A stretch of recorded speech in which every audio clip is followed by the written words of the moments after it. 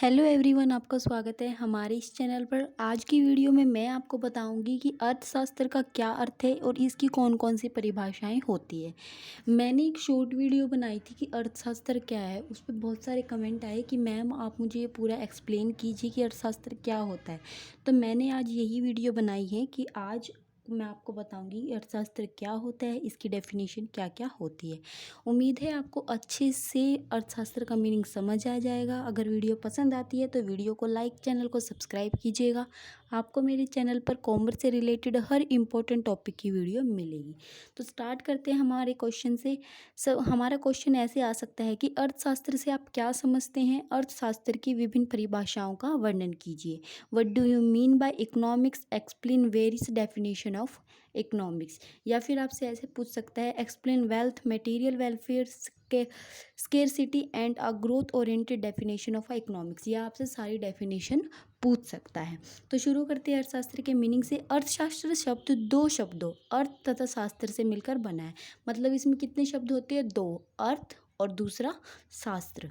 अर्थ से अभिप्राय किससे है? धन से है। और शास्त्र से हमारा अभिप्राय वैज्ञानिक अध्ययन से है। अतः अर्थशास्त्र वह शास्त्र है जिसमें मनुष्य की धन संबंधी क्रियाओं का वैज्ञानिक अध्ययन किया जाता है। समझ आया कि अर्थशास्त्र दो शब्दों से मिलकर बना है। एक होता है अर्थ, दूसरा होता है शास्त्र। अर्थ का मतलब होता है धन और शास्त्र का मतलब होता है वैज्ञानिक अध्ययन। मतलब मनुष्य की धन संबंधी जितनी भी क्रियाएं हैं, जब हम उनका वैज्ञानिक अध्ययन करते हैं उसको हम क्या कहते हैं? अर्थशास्त्र कहते हैं। अंग्रेजी भाषा में अर्थशास्त्र को इकोनॉमिक्स कहते हैं। अंग्रेजी भाषा का यह शब्द ग्रीक भाषा के दो शब्द ओइकोस, ओइकोस का मतलब होता है हिंदी में घरेलू, एवं नेमिन, नेमिन से मतलब होता है प्रबंध, से मिलकर बना है। मतलब घरेलू प्रबंध। ठीक है, ओइकोस और नेमिन का मतलब क्या होता है हिंदी में? घरेलू प्रबंध। इन दोनों शब्दों का अर्थ क्या होता है? घरेलू प्रबंध। जैसा कि हम जानते हैं कि प्रत्येक गृहस्थ की आवश्यकताएं असीमित होती है, परंतु इन असीमित आवश्यकताओं को संतुष्ट करने वाले अधिकतर साधन क्या होते हैं? सीमित होते हैं। इन सीमित साधनों को ही धन कहते हैं। मतलब क्या होता है, हमारी आवश्यकताएं बिल्कुल कभी भी ख़त्म नहीं होती। जैसे ही हमारी एक आवश्यकता पूरी होती है वैसे ही हम सोचते हैं हमारे पास ये भी हो। जैसे आज हम फ्रिज लेके आए, कल हम सोचेंगे हमारे पास टीवी भी हो, फिर उसके बाद सोचेंगे हम हमारे पास इन्वेटर भी हो। मतलब हमारी इच्छाएं कभी ख़त्म नहीं होती।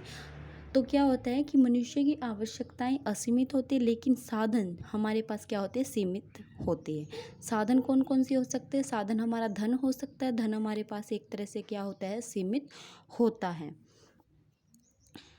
सीमित साधनों को ही हम क्या कहते हैं? धन। मतलब जो हमारे पास साधन लिमिटेड मात्रा में, जिनका हम ज़्यादा यूज़ नहीं कर सकते क्योंकि वो हमारे पास लिमिटेड मात्रा में, उनको ही हम क्या कहते हैं?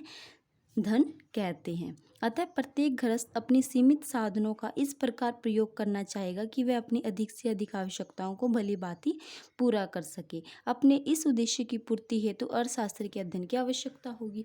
मतलब अर्थशास्त्र के अध्ययन की हमें क्यों आवश्यकता है? कि हम अपने सीमित साधनों से हम अपनी ज़्यादा से ज़्यादा ज़रूरतें कैसे पूरा करें, वो हमें कौन बताता है? अर्थशास्त्र बताता है।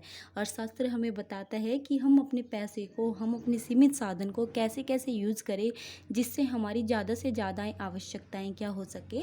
संतुष्ट हो सके। तो ये आपका हो गया इंट्रोडक्शन। इंट्रोडक्शन के बाद आप अगर मीनिंग की बात करो तो अर्थशास्त्र वह शास्त्र है जिसमें मनुष्य के उन कार्यों का गहन अध्ययन किया जाता है जिन्हें वे अपनी असीमित आवश्यकताओं को संतुष्ट करने वाले। मतलब क्या है, मनुष्य क्या करता है? मनुष्य के उन कार्यों का अध्ययन किया जाता है जिससे वो अपनी सीमित साधनों से अपनी असीमित आवश्यकताओं को कैसे पूरा करे, उसका अध्ययन किस में करते हैं? हम अर्थशास्त्र में करते हैं। तो ये इसका मीनिंग हो गया। डेफिनेशन में आप लिखोगी अर्थशास्त्र की परिभाषाओं को लेकर भिन्न भिन्न अर्थशास्त्री एक मत नहीं है। मतलब सभी अर्थशास्त्रियों ने अलग अलग डेफिनेशन बताई हैं। भिन्न भिन्न अर्थशास्त्रियों ने समय समय पर अर्थशास्त्र के अभिप्राय को भिन्न भिन्न रूपों में परिभाषित किया है। इसका मुख्य कारण यह है कि अर्थशास्त्र एक गतिशील शास्त्र है। अर्थशास्त्र की परिभाषाओं के विषय में अर्थशास्त्री के एक मत न होने के कारण यद्यपि अर्थशास्त्र की एक सर्वमान्य परिभाषा नहीं दी जा सकती, फिर फिर भी सुविधा के दृष्टिकोण से अर्थशास्त्र की विभिन्न परिभाषाओं को निम्नलिखित, मतलब वैसे तो इसकी एक प्रॉपर डेफिनेशन नहीं है, बहुत सारे वैज्ञानिकों ने इसकी अलग अलग डेफिनेशन दी है, तो कि जैसे जैसे अर्थशास्त्र में चेंज होता रहता है इसकी डेफिनेशन भी चेंज होती रहती है, लेकिन 4 तरीके की डेफिनेशन आपको मुख्यतः बताई गई है। सबसे जो पहली आपकी जो डेफिनेशन है वो आती है आपकी, सबसे पहली जो आपकी डेफिनेशन है वह है आपकी धन संबंधी परिभाषा, मतलब वेल्थ डेफिनेशन। वेल्थ डेफिनेशन में आप क्या लिखोगे कि आधुनिक अर्थशास्त्र के पिता एडम स्मिथ ने सन 1776 में प्रकाशित अपनी पुस्तक an inquiry into the nature and causes of a wealth of nation में अर्थशास्त्र की परिभाषा इस प्रकार दी। अर्थशास्त्र की उसने क्या परिभाषा दी कि अर्थशास्त्र राष्ट्रों के धन की प्रकृति तथा कारणों की खोज है, मतलब economic is an inquiry into the nature and the causes of a wealth of a nation. मतलब ये किसने डेफिनेशन दी है? एडम स्मिथ ने दी है, 1776 में दी है, और उसकी पुस्तक का नाम था an inquiry into the nature and the causes of a wealth of nation. उसमें ही उसने अपने अर्थशास्त्र की डेफिनेशन दी है। तो डेफिनेशन आपको एज इट इज़ याद करनी है, डेफिनेशन में आप कोई चेंज नहीं कर सकते। सेम आपको इसका एडम स्मिथ का नाम लिखना है, ईयर लिखना है, उसके बाद उसकी बुक का नाम लिखना है, और ये सेम डेफिनेशन आपको ऐसे ही लर्न करनी है। इस परिभाषा के अनुसार अर्थशास्त्र के अध्ययन से यह ज्ञात होता है कि धन क्या है, धन की मात्रा को, कि धन क्या है और धन की मात्रा को कैसे बढ़ाया जा सकता है। आर्थिक विकास के लिए धन की बचत तथा निवेश कौन से तत्वों पर निर्भर करता है, मतलब धन को हम कैसे बचा सकते हैं, इस डेफिनेशन से हमें यह पता लगता है।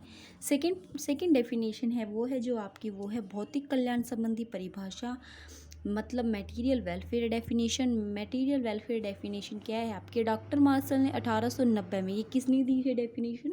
डॉक्टर मार्शल ने दी है 1890 में अपनी पुस्तक प्रिंसिपल ऑफ इकोनॉमिक्स में क्या परिभाषा दी है कि अर्थशास्त्र जीवन के साधारण व्यवसाय के संबंध में मानव जाति का अध्ययन है। यह व्यक्तिगत तथा सामाजिक कार्यों के उस भाग का अध्ययन करता है जिसका घनिष्ठ संबंध कल्याण प्रदान करने वाले भौतिक पदार्थों की प्राप्ति तथा उनके उपयोग से है। मतलब जितना मानव जाति के भले के लिए जो हम सामाजिक सामाजिक कार्य करते हैं और व्यक्तिगत कार्य करते हैं ना, जिससे समाज का भला हो, उन समाज का भला करने के लिए हम जैसे जैसे भौतिक पदार्थों की प्राप्ति करते हैं और उनका उपयोग करते हैं, उनका अध्ययन किसके अंतर्गत आता है? अर्थशास्त्र के अंतर्गत आता है। तो ये डेफिनेशन किसने दी है? डॉक्टर मार्शल ने दी है। देखो इसको एक्सप्लेन भी किया हुआ कि इस परिभाषा के अनुसार सामाजिक मनुष्य के उन कार्यों का अध्ययन किया जाता है जिन्हें वे अपने कल्याण बढ़ाने वाले भौतिक पदार्थों को प्राप्त करने तथा उपयोग करने के लिए करते हैं। ठीक है, तो ये सेकंड डेफिनेशन है आपकी। थर्ड डेफिनेशन है आपकी दुर्बलता संबंधी परिभाषा, मतलब स्कैरसिटी डेफिनेशन। रॉबिन्स ने 1932 में 1932 में प्रकाशित अपनी पुस्तक an essay on the nature and the significance of economics and science में अर्थशास्त्र की दुर्बलता संबंधी परिभाषा दी है। रॉबिन्स के अनुसार अर्थशास्त्र वह विज्ञान है जो विभिन्न उपयोग वाले सीमित साधनों तथा उद्देश्य से संबंध रखने वाले मानवीय व्यवहार का अध्ययन करता है।